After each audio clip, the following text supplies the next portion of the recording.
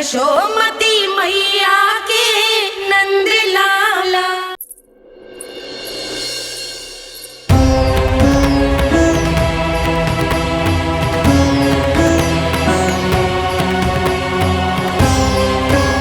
इससे पहले कि मैया को संदेह हो जाए, मुझे जाना होगा शनिदेव। प्रभु, कृपया अपने विराट रूप के दर्शन दीजिए।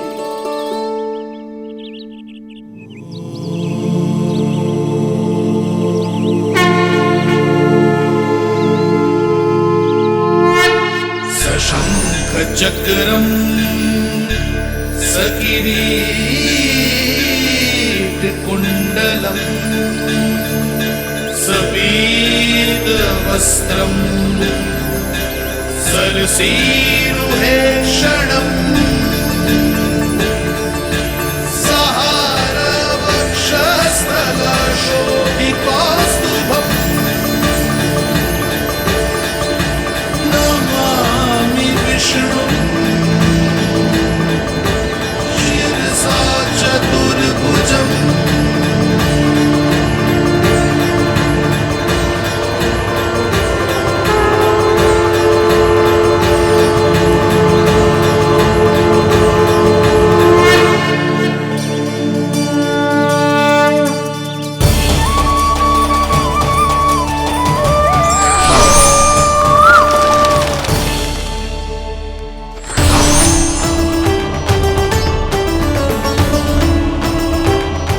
श्री हरि, मुझे पंछी की छाया।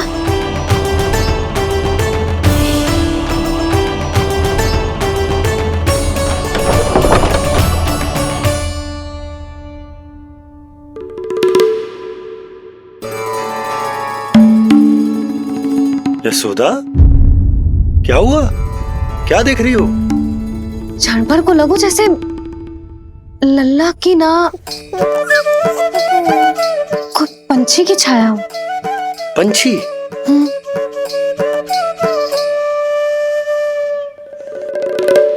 अब ना मुझे तो लग रहा है जो गिलहरी की छाया।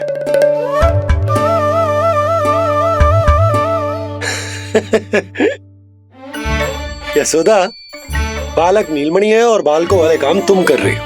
अरे प्रकाश और छाया से खेलने का काम लल्ला के लिए छोड़ दो। अरे परंतु ये देखो, झरोका खुलो है, ठंडी बयार चल रही है, लल्ला को ठंड लग जाएगी। बंद करो, जाओ। हाँ हाँ हाँ लल्ला, ए लल्ला।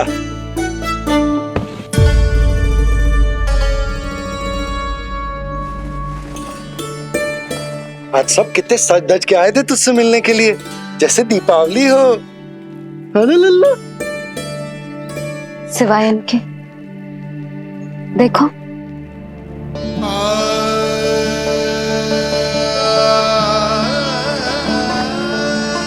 जब से चिच्ची मथुरा से लौटी है, इनका सजना सवरना सब छूट गया है। मैया, तब तो हमें अवश्य ही कुछ करना चाहिए। सुनो जी, हमें अवश्य कुछ करना चाहिए। जे इसे देखो, ना तो जे थको है, ना इसकी आंखों में नींद है। हो सकता है इसका भी मन हो अपनी बड़ी माँ से बात करने का।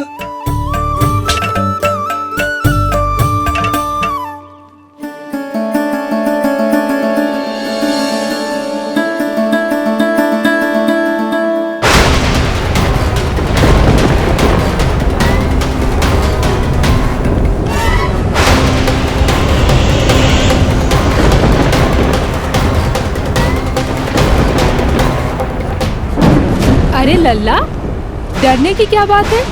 बस थोड़ी आंधी तो है।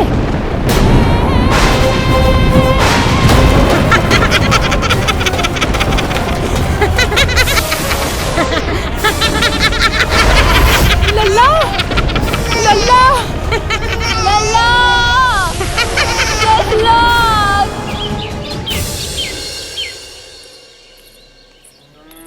जिज्जी, अरे यशोदा, नंद भैया। चिच्ची, ये नीलमणि के षष्ठी पूजन का उपहार है।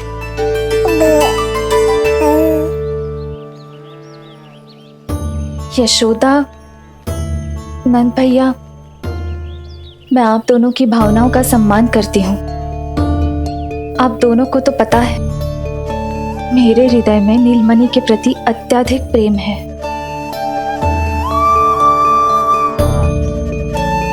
यशोदा, तुम तो जानती हो मैं ऐसे वस्त्र नहीं पहनती। स्त्री का श्रृंगार उसके पति से होता है और मेरे पति तो उस महादुष्ट कंस के कारागार में बंदी है। ऐसे में इस रास रंग का झूठा दिखावा कैसे करूं नंद भैया? अभी समय नहीं हुआ है, इसीलिए विवश हूँ। पर आपका दुख मैं भली भांति समझता हूँ बड़ी माँ।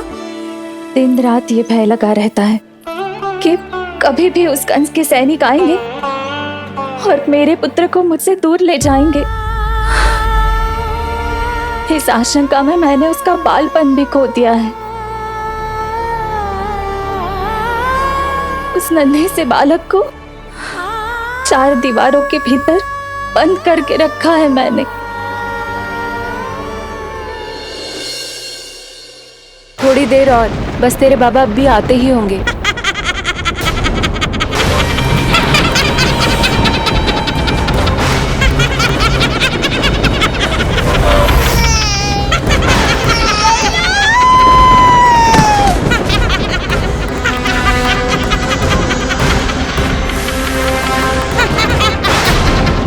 भाभी, आपका पुत्र हमारे नीलमणि का बड़ा भाई। आप उसे खुली हवा में सांस लेने दें। मेरा विश्वास करें, आप दोनों गोकुल में पूरी तरह सुरक्षित हैं। चिच्ची, नारायण के घर देर भले ही है, किंतु अंधेर ना है। बस कुछ समय का कष्ट और है चिच्ची, फिर सब ठीक हो जाएगा। और ये देखो, नीलमणि स्वयं आओ है आपको उपहार देने के लिए। इसे भी मना करोगे आप? नीलमणि, बस आज हट मत करना। मैं तुम्हारी ताऊ जी से मिलूंगी ना, तब नए वस्त्र गहने सब पहनूंगी, साज श्रृंगार करूंगी। तब पूर्ण अधिकार से देना तुम अपना उपहार, किंतु आज नहीं। बड़ी प्रसन्नता की प्रतीक्षा में छोटी छोटी प्रसन्नताओं को त्यागना नहीं चाहिए बड़ी माँ। जीवन तो परमात्मा का उपहार है, उसे जीना चाहिए। चिच्ची, बड़ी प्रसन्नता की प्रतीक्षा में जीवन की छोटी छोटी प्रसन्नताओं का त्याग ना करना चाहिए। जीवन तो परमात्मा का उपहार है, जीवन तो जीना चाहिए। नंदराज, नंदराज, नंदराज, क्या हुआ? भोला, बंसी, तुम दोनों यहाँ? जी वो उपनंद जी ने कही थी कि आपको वार्षिक कर के बारे में स्मरण करा दूं, इसलिए हम दोनों चले आए। अरे हाँ, नीलमणि के आने की प्रसन्नता में मैं तो भूल ही गया था। अधिक देर होने पर कंस की दृष्टि में आने का संकट। कोई ना, मैं कल मथुरा जाकर कर जमा करा दूं।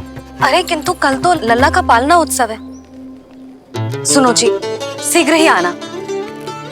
भैया, हो सके तो अपने भैया और बहन देवकी का समाचार भी पूछ लीजिएगा। जी भाभी। इस बार कछु समस्या नहीं होनी चाहिए। ये बार आज मथुरा से कछु अतिथि आए थे, उन्हें पता चलो है कंस ने राजा वासुदेव और रानी देवकी को कारागार से बाहर निकाल लो है और अपने महल में रख लो है।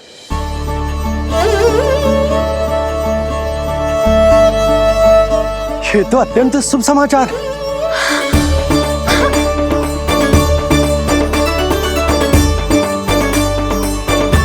तुमने पहले क्यों ना बताया? हमें लगो आपको पहले से पता होगी महाराज। अच्छा ठीक है, जाकर तैयारी करो, कल तुम दोनों भी मेरे साथ चलोगे। जाओ।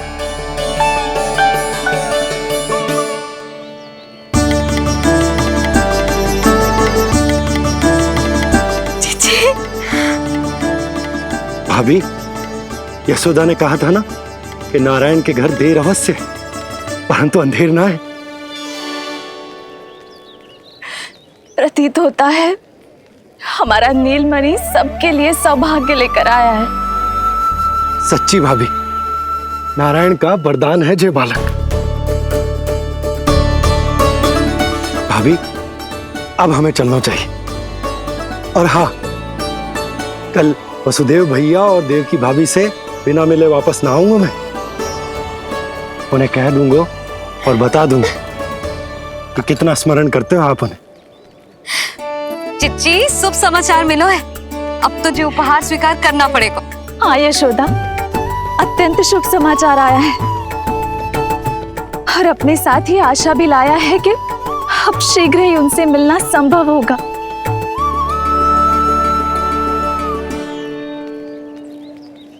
तुमने सत्य कहा था यशोदा, जीवन जीना चाहिए। मैं भी जीऊंगी, छोटी छोटी प्रसन्नताओं को मनाऊंगी, अपना ध्यान रखूंगी, फिर से सजूंगी, संवरूंगी। अब जब वो मुझसे मिलने आएंगे उनका स्वागत करूंगी, उन्हें वैसे ही मिलूंगी जैसे जैसे उन्हें छोड़कर आई थी। मैं आपको आपके दुख से मुक्ति दिलाऊंगा। बस कुछ समय तक और प्रतीक्षा कर लीजिए बड़ी माँ।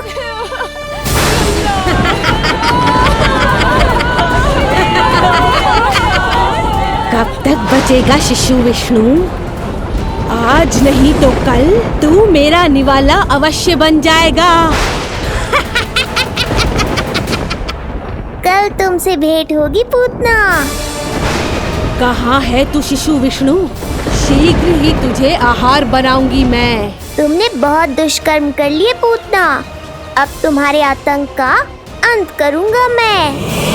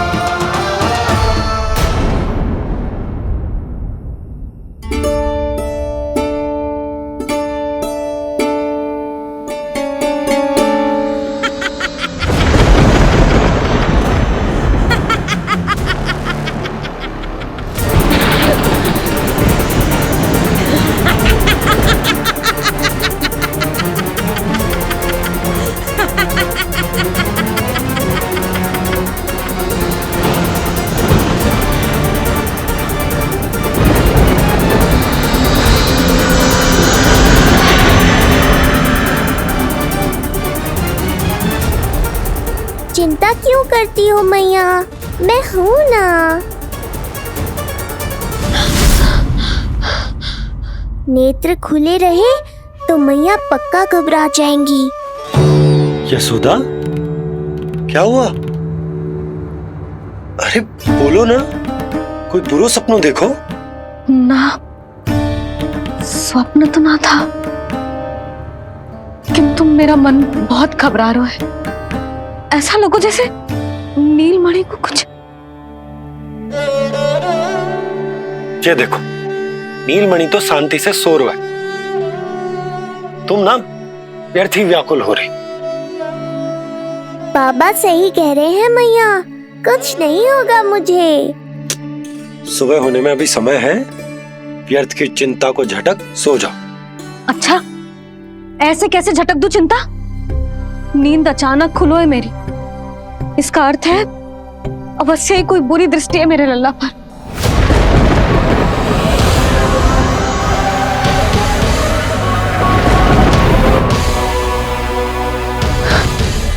आप भी कल जा रहे हो मथुरा? सुनो जी, जाना आवश्यक है, रुक ना सकते आप? कर जमा करानो है यशोदा, कल अंतिम दिन है। यदि वो निकल गए तो नारायण ही जाने वो कंस क्या करेगा। जानो आवश्यक।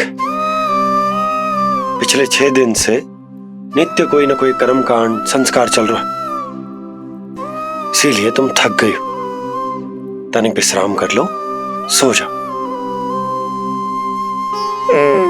देखो नीलमणि भी जय कह रहा है कि मैया मोरी विश्राम कर लो, सो जाओ। कल मेरे पालना उत्सव मनानो है कि ना? सो जाओ।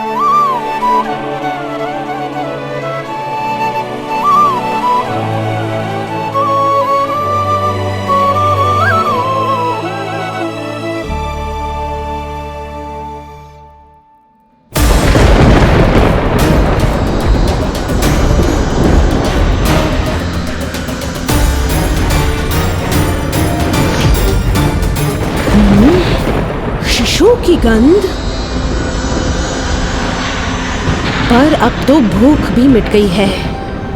एक रात का समय बचा है बालक, जी ले। कल सूर्य की पहली किरण के साथ अंतिम सांस लेगा तू।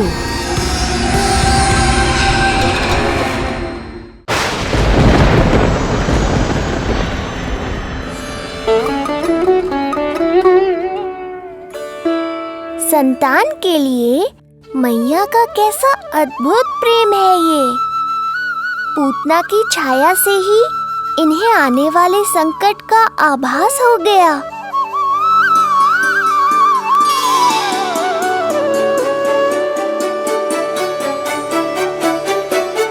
जब कोई बैलगाड़ी से यात्रा करता है तो गाड़ी पर चढ़ते ही सामान की गठरी नीचे रख देता है। उसे पूरे समय अपने सिर पे ढोते हुए यात्रा नहीं करता। उसी प्रकार आप भी अपनी चिंता की गठरी मुझे सौंप दो मैया, मैं सब संभाल लूंगा। जैसे आप थपकी देकर मुझे सुलाती हो, वैसे ही आज मैं आपको सुलाऊंगा।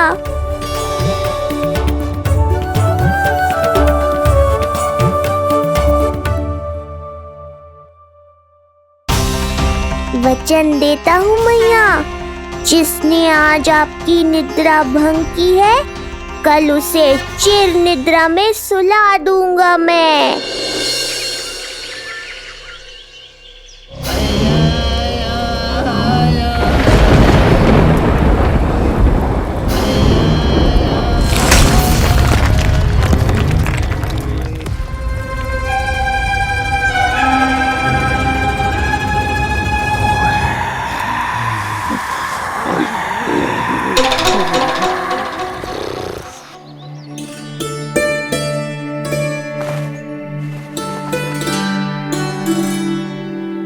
गाड़ी तैयार है नंदराज जी।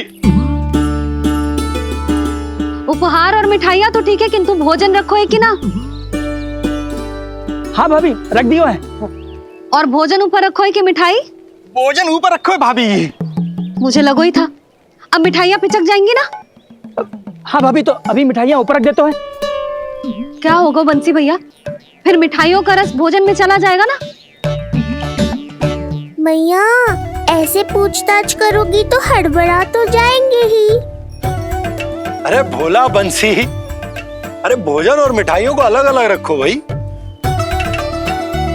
यही कह रही हो ना सुधा? अरे वाह, आज हमारा राजकुमार जल्दी उठ गए हो।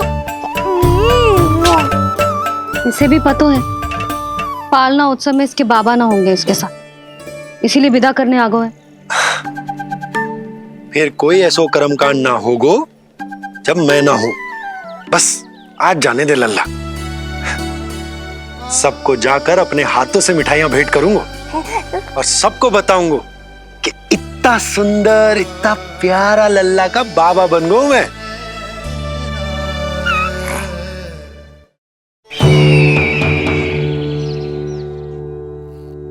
भैया के अत्याचारों की कोई सीमा ही नहीं। हमारे पुत्र को ढूंढने के लिए अब उन्होंने पूतना को आदेश दिया है। वो केवल महाभयंकर ही नहीं बल्कि मायावी भी है। हमें किसी भी प्रकार से ये सूचना गोकुल भिजवानी होगी। सत्य कह रही हो देवकी, मुझे भाई नंद को किसी भी तरह सावधान करना ही होगा, किंतु कैसे?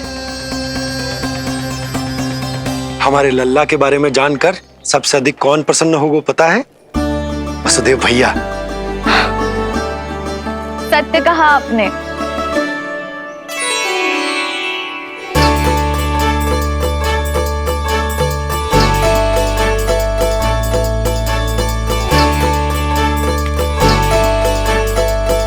बड़ी माँ, नए वस्त्रों में ये हुई ना बात। बहुत बहुत अच्छी लग रही हो रोहिणी जीजी, सच्ची।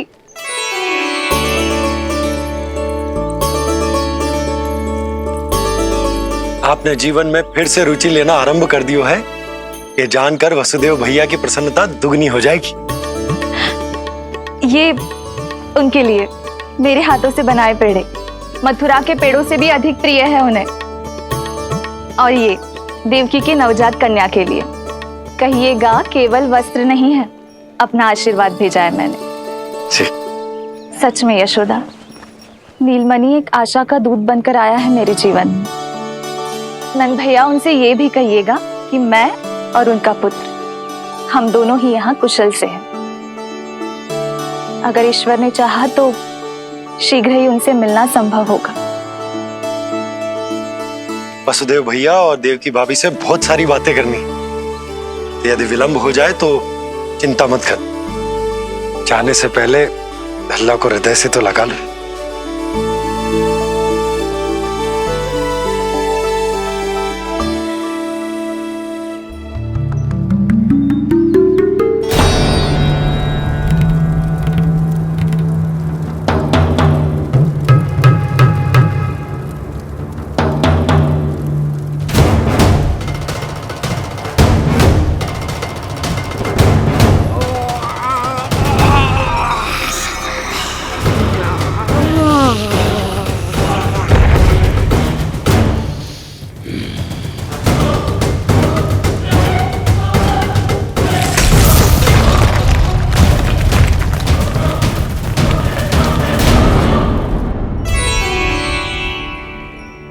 कछु विचित्र सो क्यों लग रहा है मुझे? बाबा, आपका पुत्र है ना यहाँ, सब कुशल मंगल ही होगा।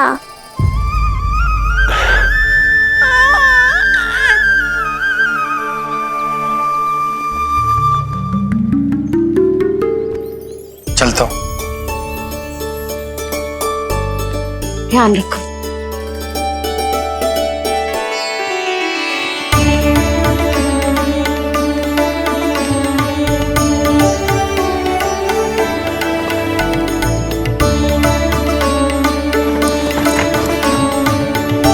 जय राम जी की।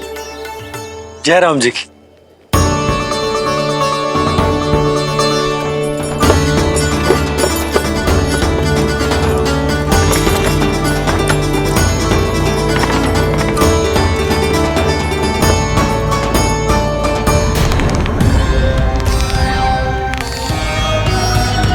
कहाँ से आरंभ करूं आज?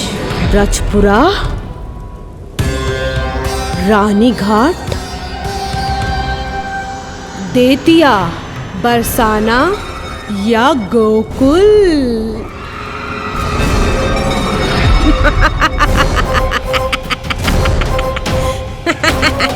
यही तो चाहता था मैं कि तुम यहाँ आओ।